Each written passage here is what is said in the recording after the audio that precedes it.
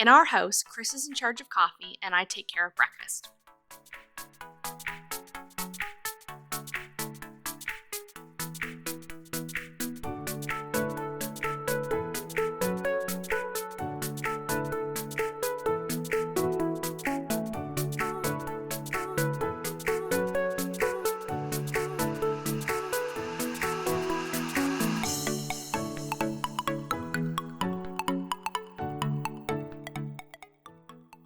Nicaragua produces great coffee. It's a lesser-known area for coffee production, but is up and coming in coffee circles. Most of the coffee is grown up north in the cooler regions. The coffee we are brewing today is a Nicaraguan coffee from Ometepe Island. We spent the day there yesterday exploring. It is an amazing place, and we can't wait to go back.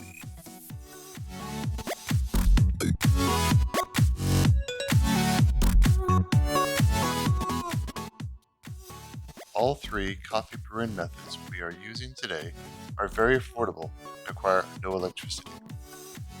These options are great for camping, taking in your RV, boat, or your suitcase for travel.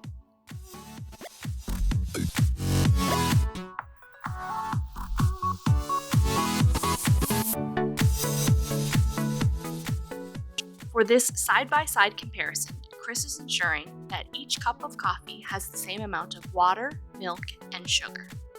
The Italian coffee pot, sometimes referred to as a mocha pot, it brews coffee by passing boiling water pressurized by steam through the grounds. Generally, it's not as strong as espresso, but more concentrated than drip coffee. Our Italian coffee pot is straight from Italy, and Chris brought it back from a tour there. French press is an easy way to brew and can be thought of as a pure way to enjoy your coffee. The flavors are generally deep, dark, and full flavored. This is because the metal strainer doesn't filter out the fine particles or the natural coffee oils. The pour-over method for brewing coffee is currently very trendy, but it's actually a very old-time tested method. Pour-over is said to provide a more flavorful cup than drip coffee. The pour-over process takes a little bit longer, but this process captures the flavors and oils from the grounds.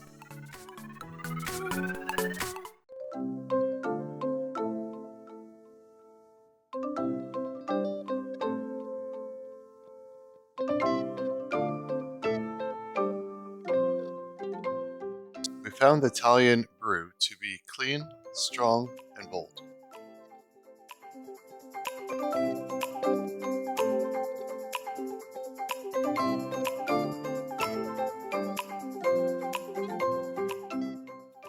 The pour-over produced a smooth, flavorful cup of coffee.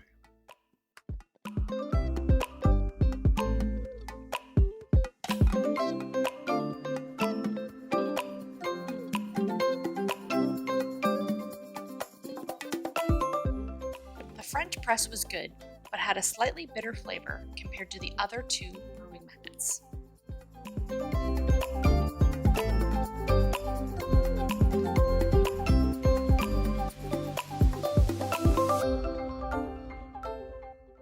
The flavor of the final product will have a lot to do with the type of coffee and the grinds that you use. Everyone has different preferences when it comes to coffee, from the type of bean, brewing method, dark or regular roast, with or without milk and sugar, the list goes on. We found the side-by-side comparison very enlightening in terms of what flavors we preferred. We originally thought the ranking would be Italian number 1, French press number 2, and then the pour-over. But the side-by-side comparison proved the reverse. The winner for us was unanimously the pour-over and how we will be brewing coffee more often.